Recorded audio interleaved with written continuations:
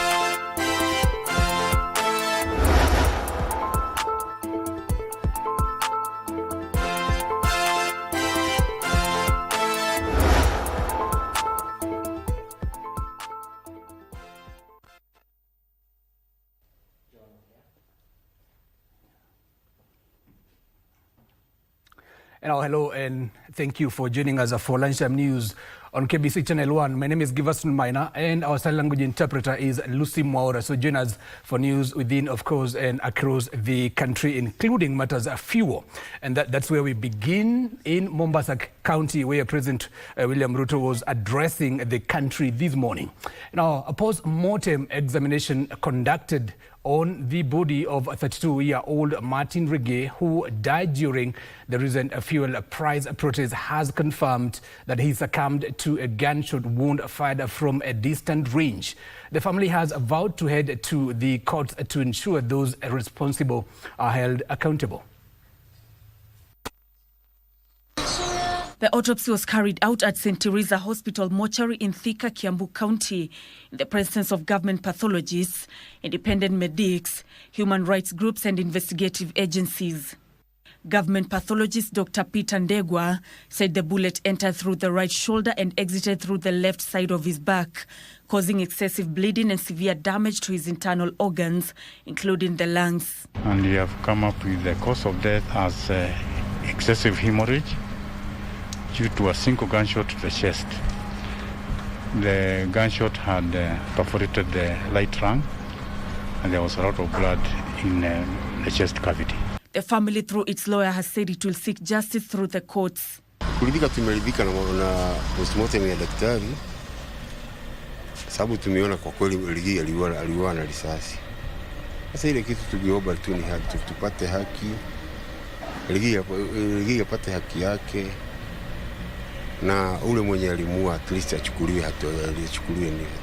We want to ensure that these investigations keep going through. We'll keep pressure on IPOA, we'll keep pressure on the investigating organs to ensure that the family gets justice for this injustice. Human rights activists have said independent monitors are documenting similar protest-related deaths across the country. From the Monday fuel price protests, we're following up on 17 cases of killings, and these are spread across the entire country from Western, Kiambu, Nairobi, Kitengela and other places.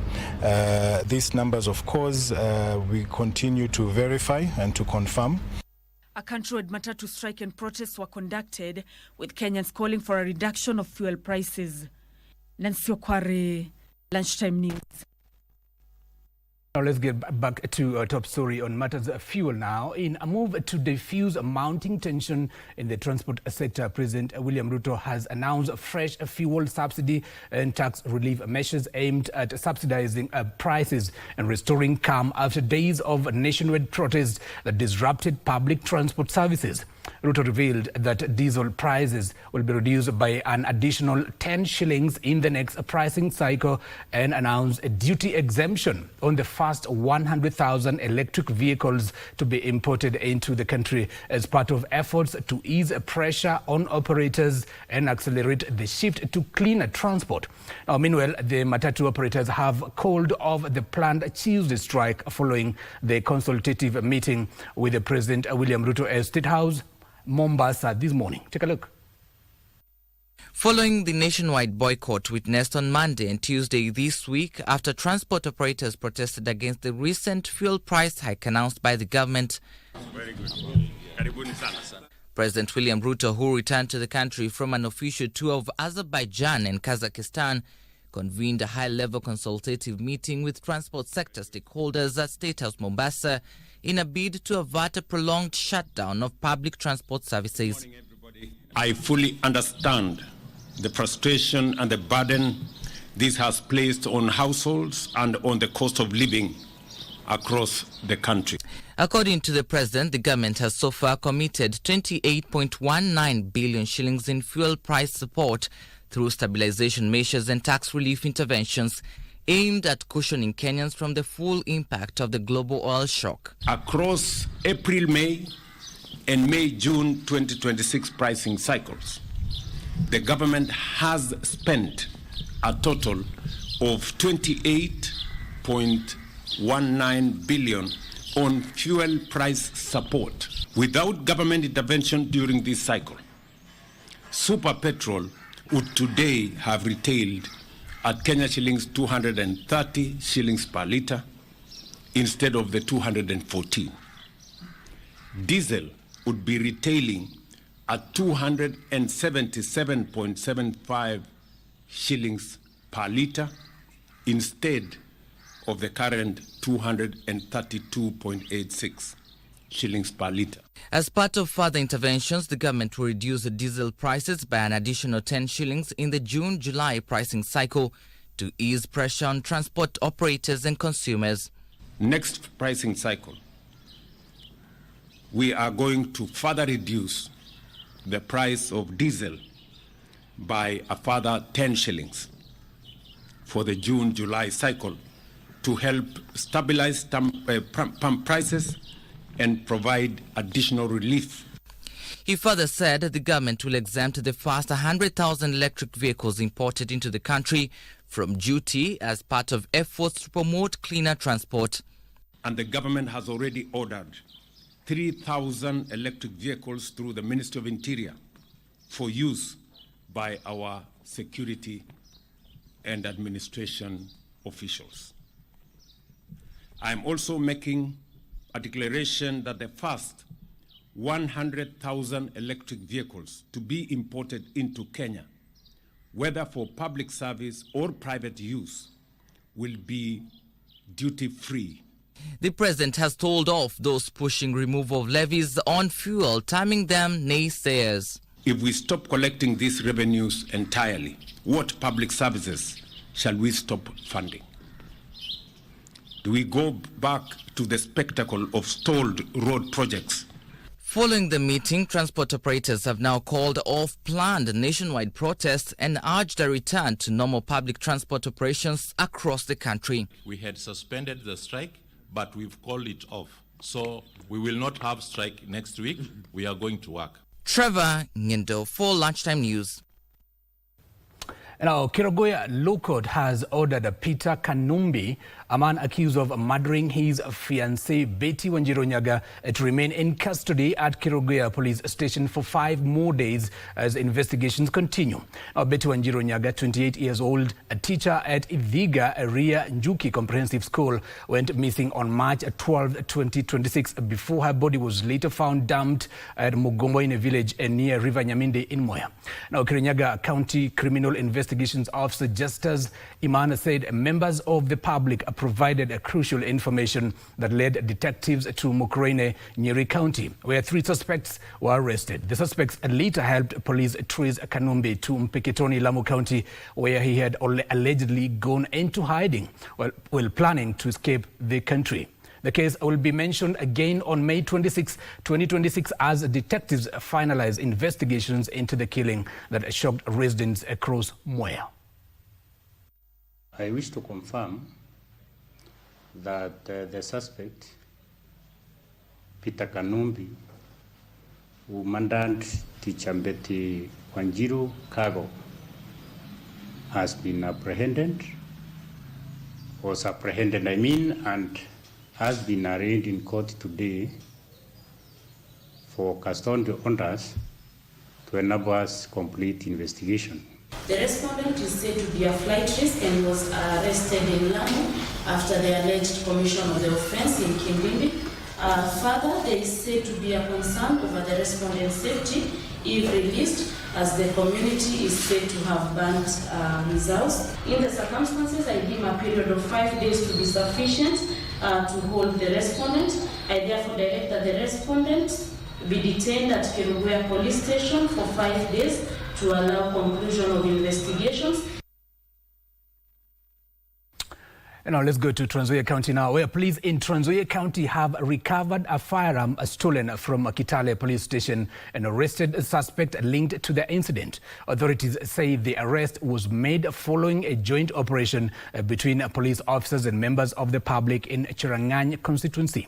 Now, the suspect, identified as Brian Kibet, was found in possession of the firearm loaded with 25 rounds of ammunition. The operation was led by Chirangany Sub-County Police Commander Frederick Kiteha Mutisia, who commended the cooperation between police and officers and members of the public in tracking down the suspect. Mutisia said the swift recovery of the weapon highlights the importance of close collaboration between security agencies and residents in fighting crime. The arrest comes as security operations targeting criminal activities continue across Trans Nzoia County. Na watu wetu wakatoka hapa immediately wakakimbia pale, na bahati mzuri walipata ile mtu na tukapata ile muduki, na hii muduki kuangalia ile namba yake tukakuta kweli ni ile iliibiwa pande ya Kitale Police Station ikiwa na risasi 25. Hiyo mtu tulimanage kumshika, tuko naye hapa. Watu ya CID wataendelea kuprocess tujue alipata hii buduki namna gani. And now, away from that, a key bridge connecting West Pokot County and Baringo County has collapsed as a result of heavy flood waters from River Kerio, disrupting transport and communication between the two counties. It was reported that a middle-aged man was swept away after trying to cross the already collapsed bridge 3 days ago. His body is yet to be recovered due to the velocity of the river's water. Witnesses said the victim, identified as Daniel Odinga, was attempting to cross the flooded section on foot before he slipped into the swollen river. Traders, learners, motorists, and even residents who would depend on the bridge for daily activities are now forced to remain stranded as flood waters continue to rise, while others use a long route of over 20 kilometers through the neighboring county of Elgeyo Marakwet. Hapa inaunganisha West Pokot pande huu na the other side Baringo. So juzi wakaaji wa sehemu hii walipoteza watu. Issue ambayo inastahili ifanywe emergency kwa sababu hii daraja inaunganisha Baringo, inaunganisha West Pokot mpaka kule Turkana kwa mambo yote, kwa mambo ya biashara na mambo ya chakula. Saa hii watu ya area hii wameangamia, hakuna chakula. Siku ile nilisikia rafiki yangu aliingia kwa maji, nilihuzunika sana. Na ni mtu mwenye alikuwa anaenda kutafutia watoto yake upande huu. Kwa hivyo tumekuwa na shida kubwa kwa hii daraja. Wakati ya asubuhi nikipita huwa ninastuka sana kwa sababu ya barabara yenyewe haipitiki na naofia pia maisha yangu. The National Heroes Council and the Kenya Prison have partnered to plant more 5,000 trees at Heroes Corner, Kitengela GK Prison in Kajiado County, bringing the site's total to 15,000 trees. The initiative actively drives the presidential directive to combat climate change and achieve 15 billion trees nationally by 2032. The National Heroes Council, Charles Wambia, revealed these during the celebration and a follow-up of a similar event last year. The National Heroes Council led Kenya Prison Service officials, GK at River Primary School fraternity and other stakeholders in a follow-up event by planting 5,000 trees at Kitengela Prison. Through sports, I want to be part of the history making in Kenya and also giving it back home. I'm very happy that this is my third time coming here to plant trees, and we are doing a very recommendable job under the National Heroes Council. HECO. Because of all the government institutions I've seen today, the National Heroes Council stands out as one of the institutions that is at the forefront in making sure that we eat the 15 billion trees. Because here in Kitengela, I've told you, already we've done over 20,000 tree seedlings. Today we are doing fruit seedlings to be able to help our brothers and sisters who are in this correctional unit. The two institutions had planted 10,000 trees at the same venue last year. Kitengela Prison Deputy Officer in Charge Superintendent Francis Muunda termed the gesture as a critical element towards the realization of the 15,000 billion tree target by 2032. In the partnership, the Heroes Council has been given a wider mandate to go through any prison area and plant trees, and we appreciate that, and may you give back that communication to the Commissioner that that has given us a lot of empowerment, and the board is very, very happy about it because we cannot overcry of a place to plant trees. Tumejitoa kwa ajili ya make sure miti ambayo yote imepandwa katika our institution tumeifuatilia baada ya kupanda, na ndipo tuone kwamba miti yote imekuzwa vizuri mpaka tufikie at least 95% isimame, kwa sababu tuko na labor na tuko na officers ambao wanaweza fanya kazi. Kwa jambo hili hatuna shaka. The National Heroes Council CEO Charles Wambia said the effort aligns with the presidential directive to boost forest cover and promote environmental resilience. We're here mostly to follow up on the trees we planted several periods backwards, almost a year, when we started the partnership with Prison. The agenda of the Heroes Council is basically not only planting, but follow up and sustaining the trees which have been planted. Presidential directive, and we shall support the nation in tree planting. Wambia further said the council is working closely with partners to ensure enough seedlings are available for planting across the country. We want to plant more other trees, almost 10,000 today as given. We are doing 10,000 trees. 5,000 are citrus trees which have a lot of benefit to the people, and it will help even prison to have food in terms of fruits, even for the prison warders and even for the prisoners, which is another area we are looking at. We are changing the scenario, and we are also looking at ornamental trees. We are looking at citrus fruits and all that as part of the 15 billion trees which are under the presidential directive. Now, education stakeholders have decried a low uptake of years of research materials within the education sector, even as the government undertakes key reforms to transform the system. Now, they regretted that the local academics, non-government organizations and UN agencies have for years conducted informed research in the education sector, which has remained unused by the government. Now, speaking at the stakeholders meeting, Dr. James Njogu, the acting CEO of UNESCO Kenya, stated that the meeting was aimed at harnessing available research to inform policies and decision-making in the education sector. Dr. Elias Abdi, the Director General for Basic Education, noted that the government is committed to tapping key research recommendations aimed at transforming the country's education system. This workshop is so critical because it's about knowledge and innovation exchange, where then research, when it is done, data is collected. Does this research or data inform our policy? Knowledge and innovation exchange was put up together as an evidence-building arm to close the gap between research, policy, and practice. Now let's take you to Nakuru County, where members of Nanga, Kehoto and Naivasha company have expressed fears of losing their 45-year-old 1,277-acre land parcel in Nakuru County to grabbers. But the company chairperson, Francis Muheria, however, assured members that there was no cause for fear even after there were reports that the land, which was valued at 2.5 billion shillings in Naivasha town, had been encroached by suspicious people.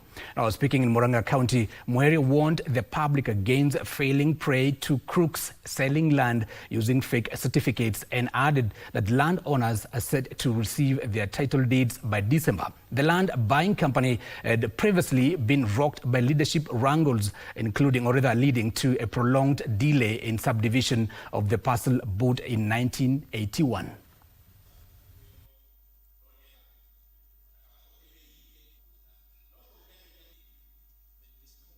Tufanyie members kazi, ndio sasa hivi karibuni kila mtu awe na sehemu yake, na hiyo mambo tumalize hii mambo ya company.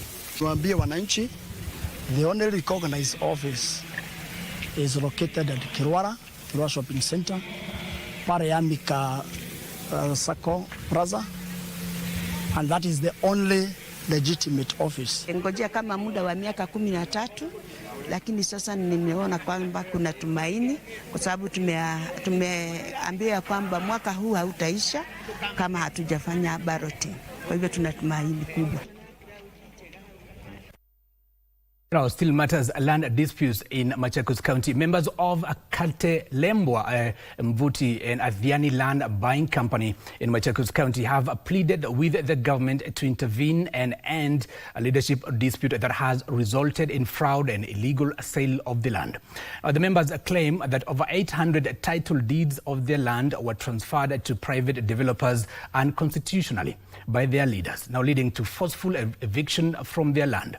The plea follows a protracted leadership wrangle, which also led to the closure of their leadership offices, with the community members vowing not to open them until the matter is resolved.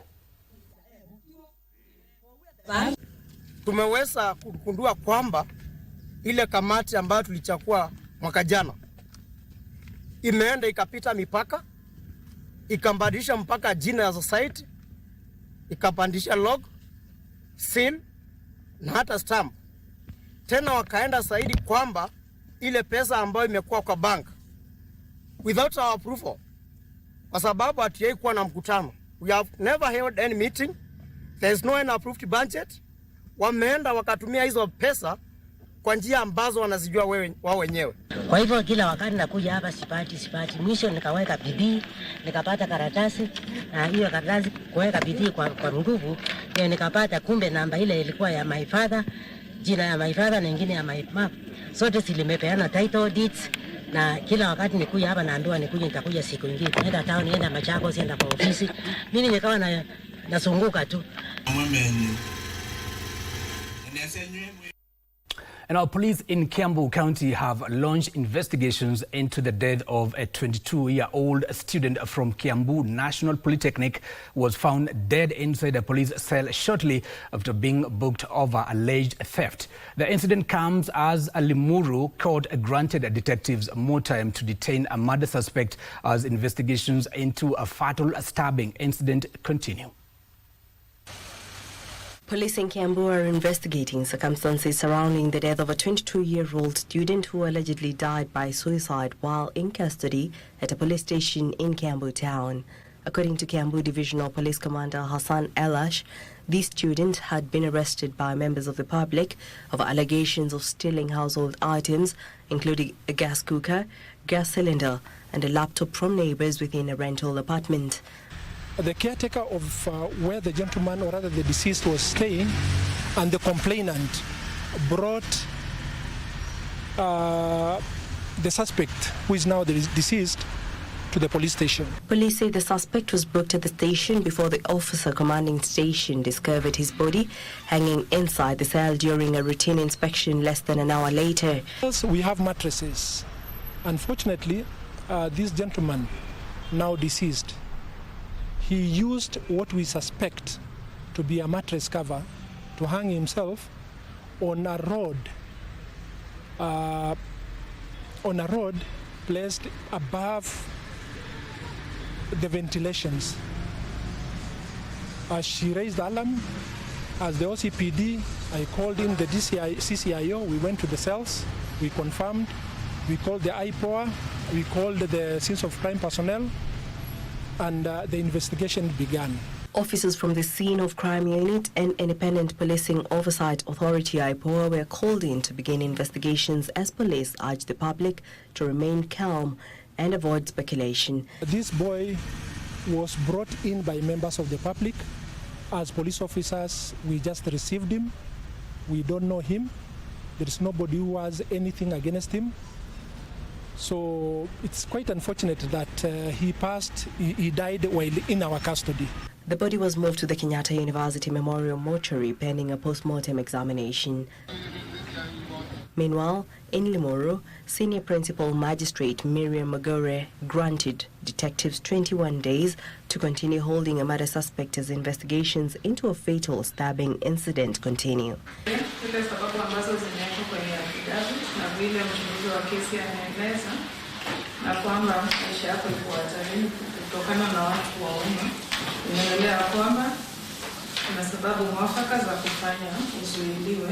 Na koti imekubalisha mchunguzi wa kesi kuzuilia police station ya Limuru Town kwa siku 21 wakati uchunguzi unapoendelea. Investigating Officer Shadrack Marango told the court that releasing the suspect on bond or cash bail could endanger his life. According to the affidavit presented in court, the suspect allegedly stabbed the deceased in the chest following a physical altercation. The victim was rushed to Limuru nursing home but was pronounced dead on arrival as investigations into the incident continue. Jackie Wambiru, Lunchtime News. Now, Kenya's journey towards an AI-driven future has gained momentum following a partnership between President's Award Kenya and the Daria Foundation aimed at equipping youths, teachers and vocational institutions with artificial intelligence skills. The program targets over 6,000 young people in its first year through AI training centers to be established across the country.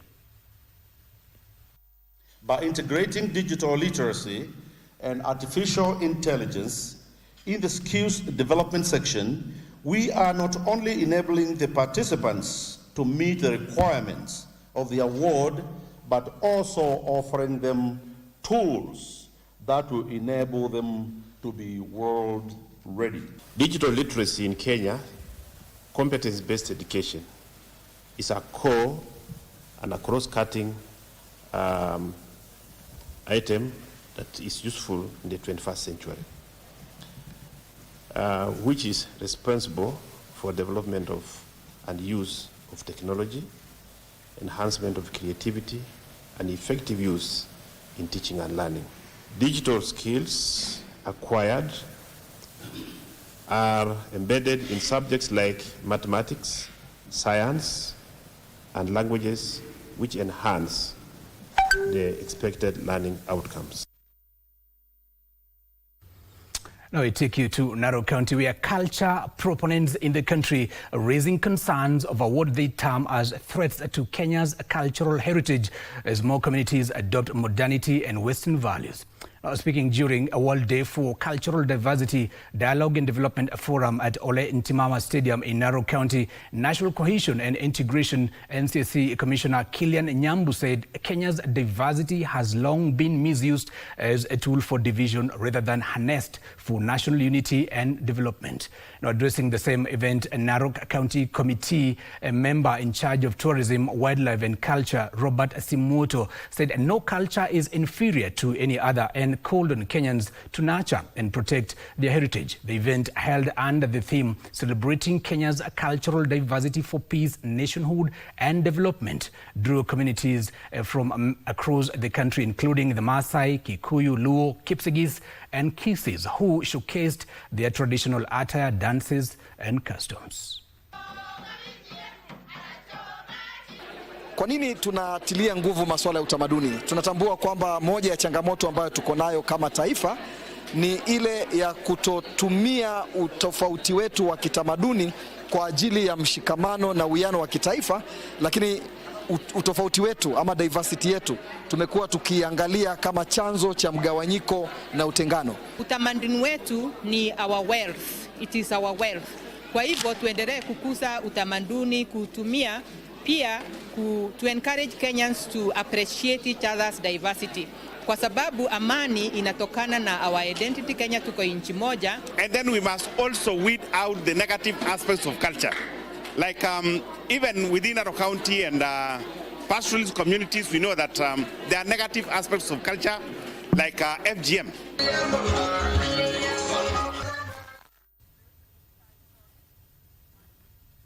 Another story from Narok County takes us to a very short commercial break. Don't go too fast. Still so much more lined up for you.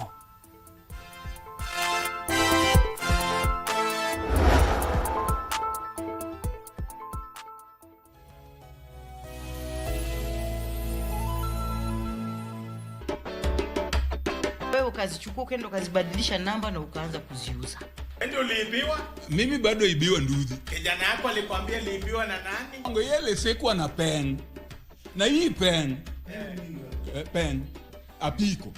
Ndio tukapata wewe anatengeneza number plate, anabadilisha, anauza. Tembea polepole na mwendo wa haste ukienda nyumbani. How can pikipiki swim like a fish? Ilienda kwa mtu ikaenda ikiduguruma tu. Mzee, bindu nilisema mvua inyeshe wakati ile uko kwa barabara. Si wewe ulisema kwani wewe ni nyesaye, ubenyezao wala mbuli. Got the fear of missing out? Want to keep up with all the latest entertainment news and latest celebrity gossip? From the latest rumors to popping events to the newest fashion trends, here is where you get all the tea or juice when it comes to entertainment, and you get it served on time. All that and so much more on Grapevine every single Monday from 10 p.m. and a rerun every Tuesday from 2 p.m. only on KBC Channel 1. Remember, if you did not see it on Grapevine, then it most probably never happened.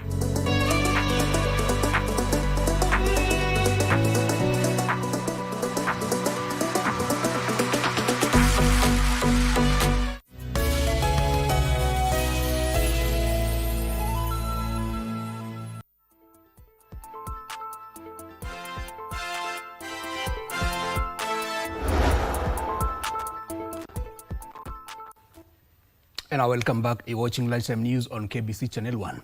Now, Kajiado Governor Joseph Ole Lenku has criticized the government for what he claims is unjust actions against the Ma community. Now, speaking in Kajiado South, Lenku said the Ma community has pledged to support President William Ruto in the 2027 elections following his move to return the management of Amboseli National Park to the county government.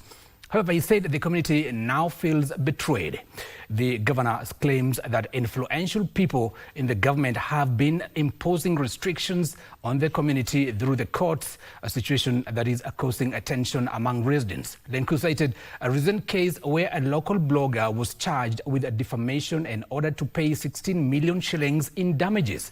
He said the amount is excessive and uncalled for. Lenku says the situation could change the political trajectory of the region ahead of 2027. nitangazie jamii yetu na watu wa Kajiado siku ya Ijumaa ijayo tarehe 29 tutakuwa na harambee ile kubwa ya watoto wetu tunawaita Nyangulo, ambayo State House Controller akatoa ameenda kutafuta pesa kotini akapewa milioni 16.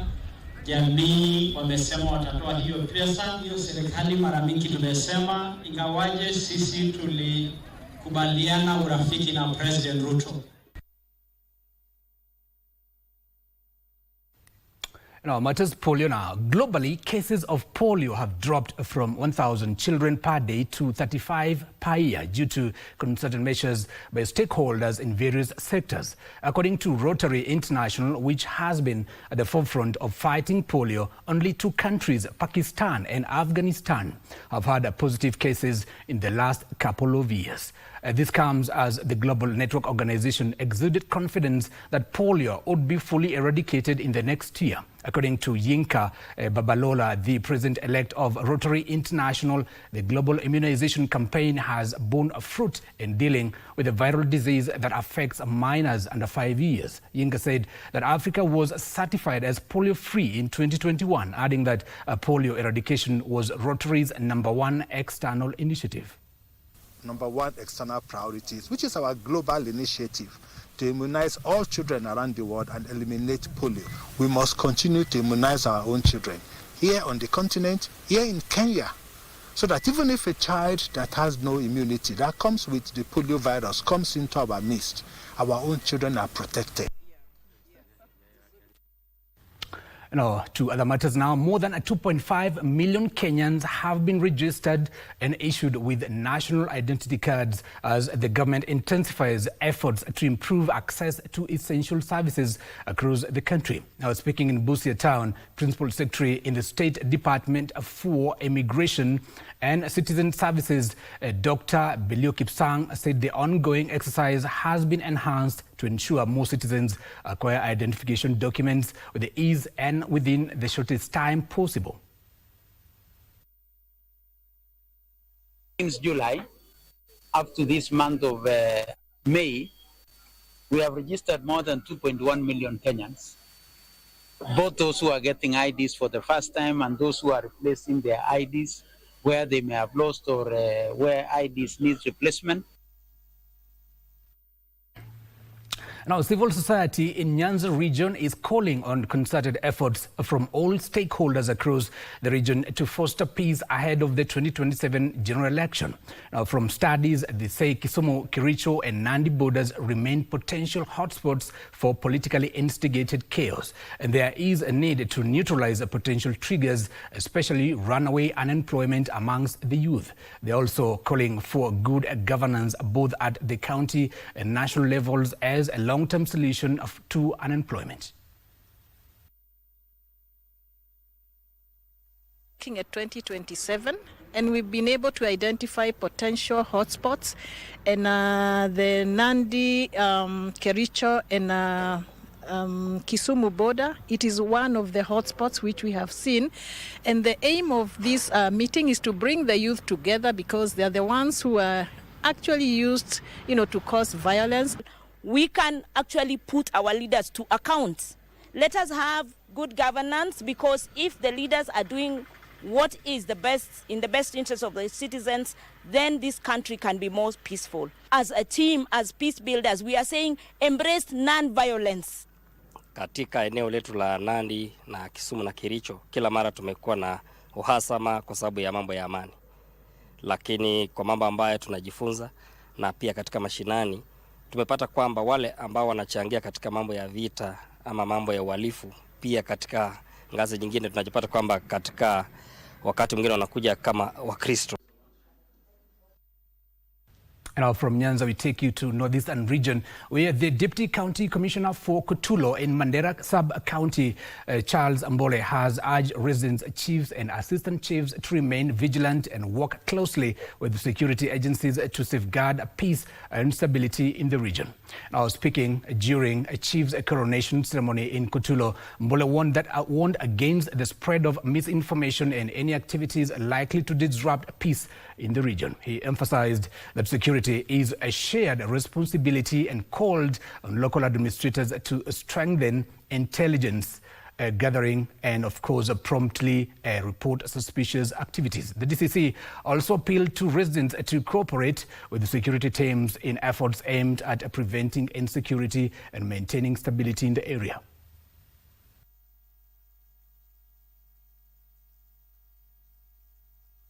Tuko na changamoto ya mambo ya security.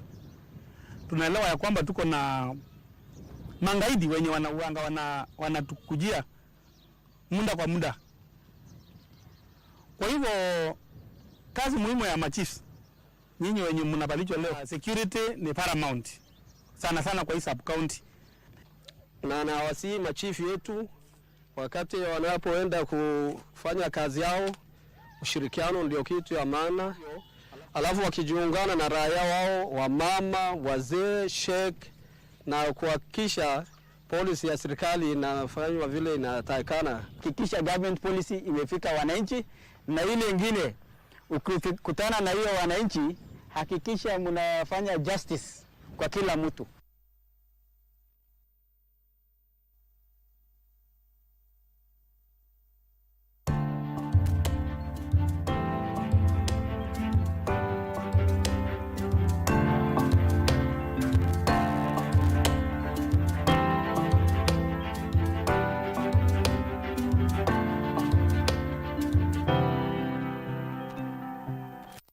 Now let's get to business news now. And Kenya is seeking 311 billion shillings for research that will partly be used in commercializing research and innovation.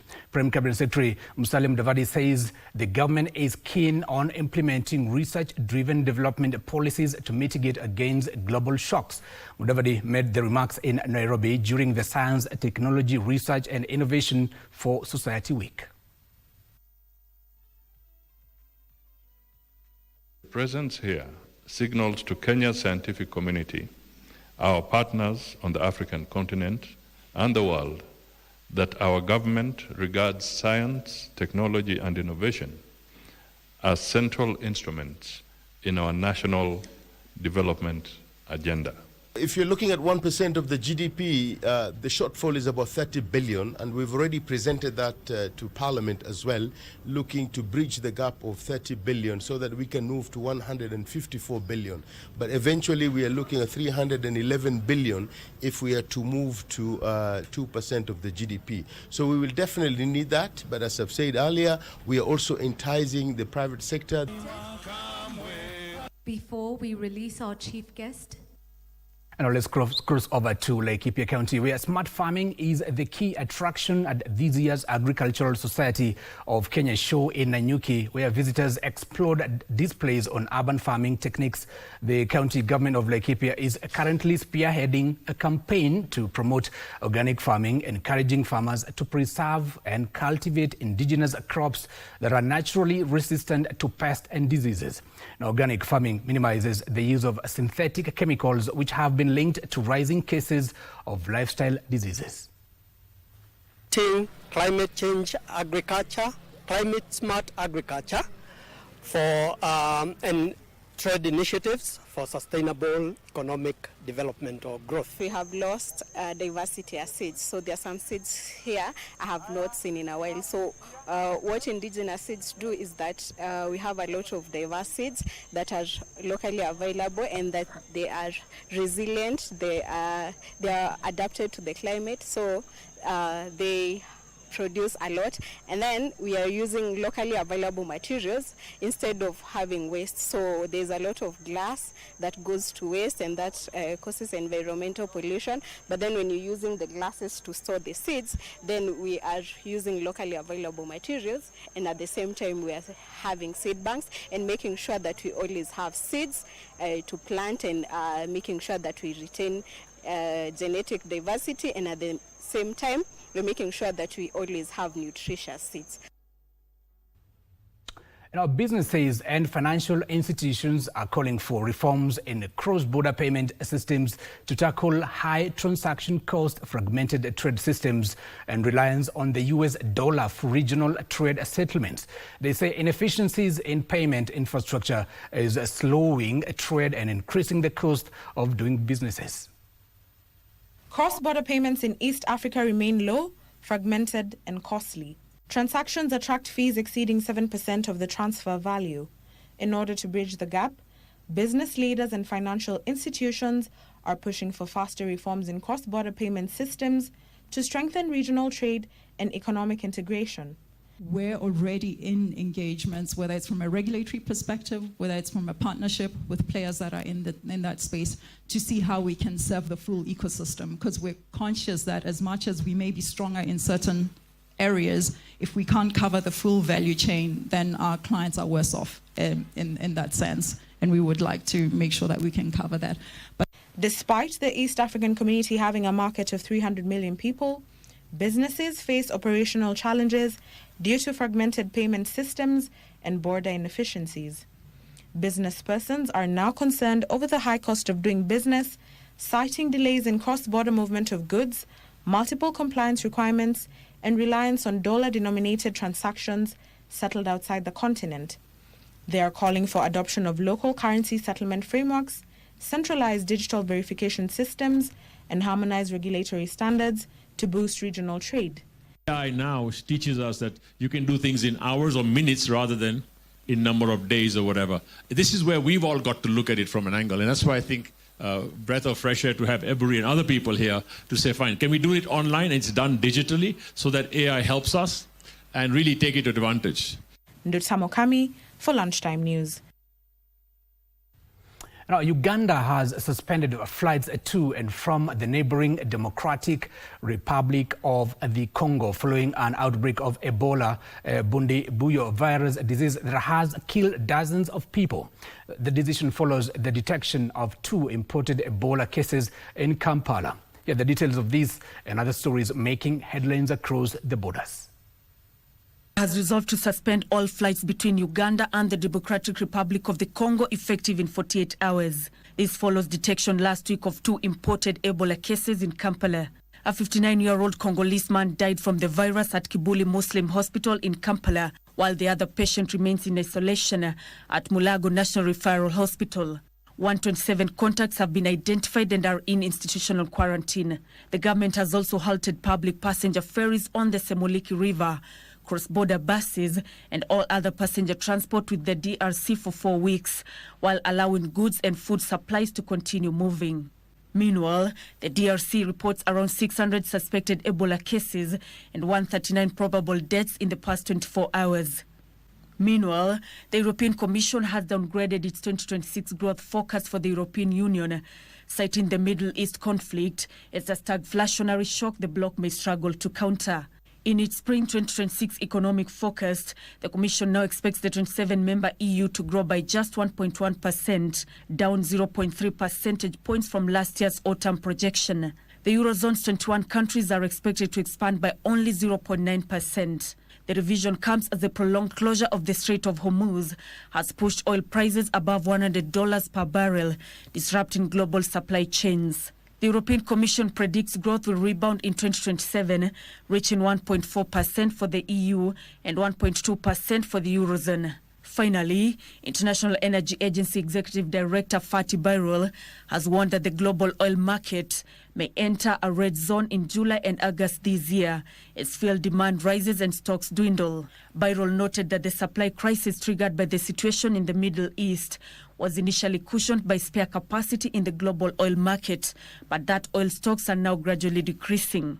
The 32 members of the IEA on March 11th unanimously agreed to make 400 million barrels of oil from the emergency reserves available to the market in response to the disruptions caused by the Middle East conflict. Now, this week on Magical Scenes, we take you to the Masai Mara in Narok County, a destination where the vibrant Masai culture comes alive and a starlit sky and wildlife are easily spotted. Here is Muchoma Odim with the details.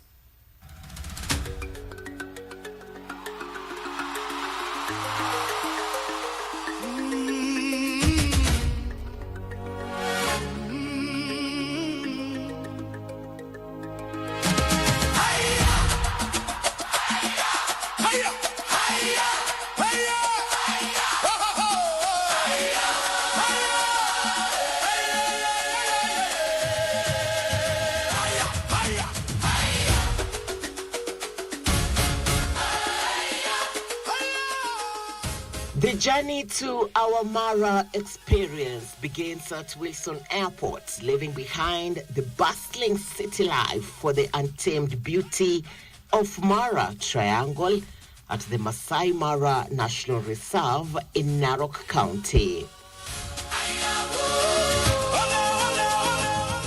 95% of our passengers are international. The locals are coming up, but not yet. You find that international tourists are most of our passengers. We are very open to everyone. We want everyone to fly and experience a flying safari. So you start seeing the animals even before you land, and therefore start enjoying your safari from the air. In 40 minutes, we landed at the Kichotembo airstrip in the Mara, a destination where nature's magnificence unfolds in every direction. Do you see that? With binoculars, you can even see the details. Yeah.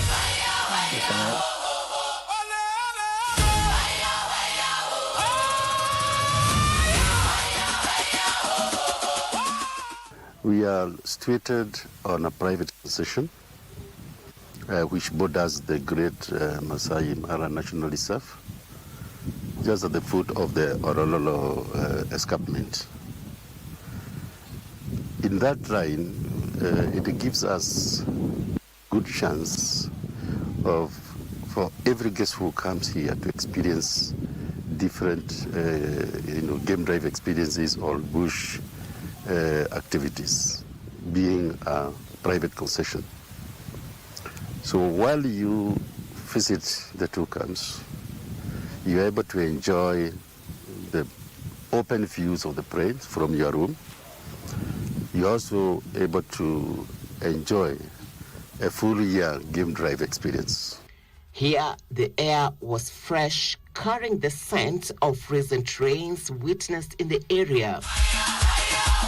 The Mara Triangle, a sanctuary renowned for its abundant wildlife and diverse flora, stretches out, inviting adventure. Our home for this unforgettable experience is a tented camp, artfully nestled within a lush, forested territory.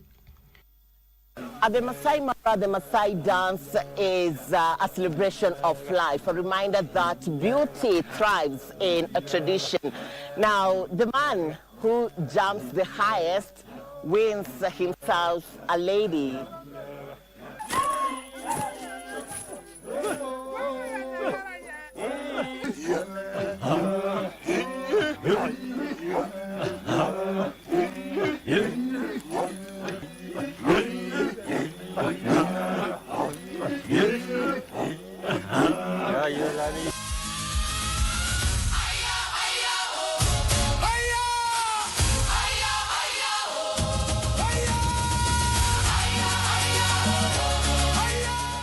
During game drives, the drama of the wild largely plays out in real time. The recent rains rejuvenated the landscape, making wildlife sightings easy and a thrilling occurrence as animals graze and roam across the plains. Mchuma Odim, magical scenes in the county of Narok.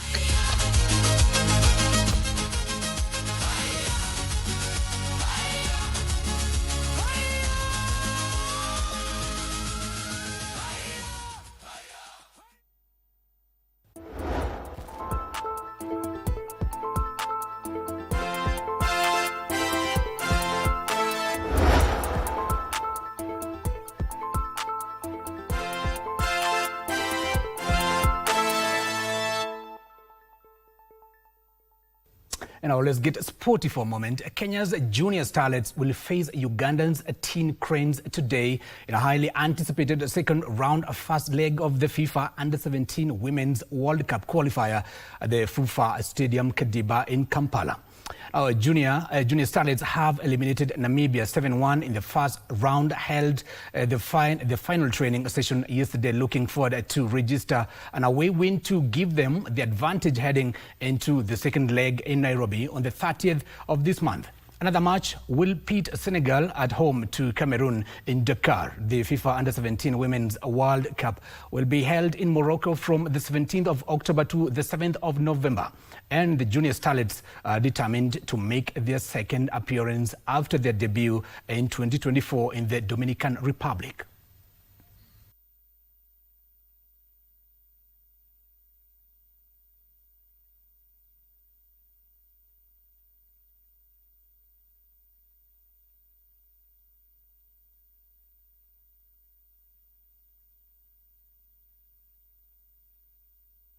And I wish them all the best. Now, Football Kenya Federation has relocated the Mara Sugar FC versus Gor Mahia match to Raila Odinga Stadium in Homa Bay.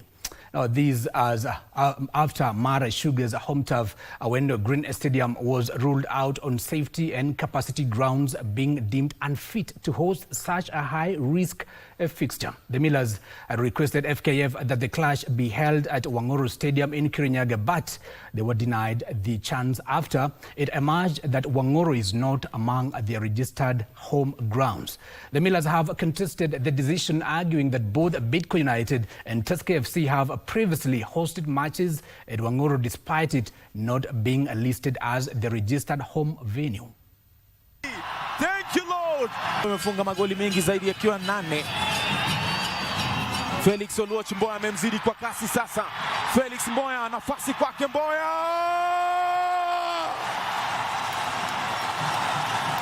Felix Oluoch Mboya.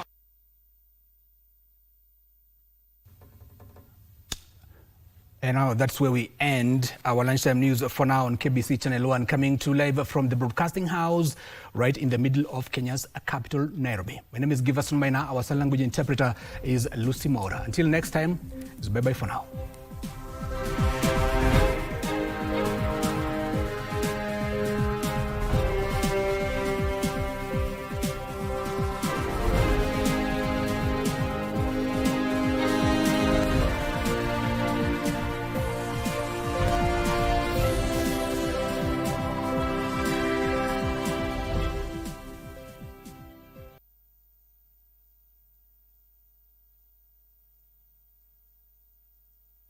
Henry Kiprono Kosgei entered politics in 1979 after resigning from Kenya Breweries Limited.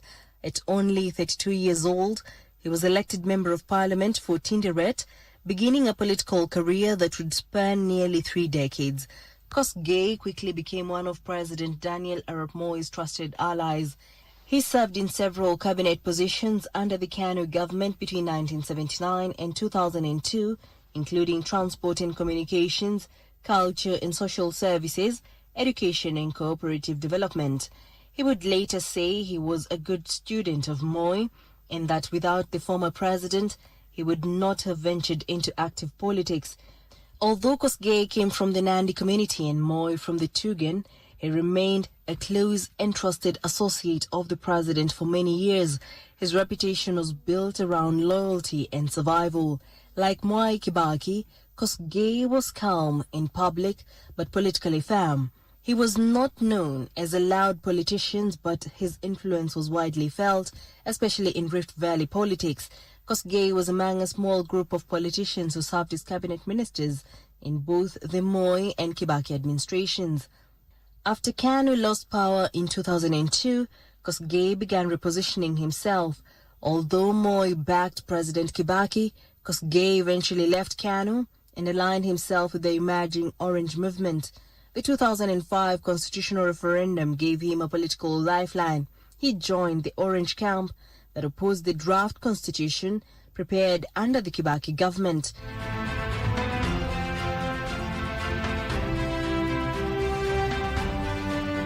The Orange camp included Raila Odinga, Uhuru Kenyatta, William Ruto, Kalonzo Musyoka, Musalia Mudavadi and Najib Balala.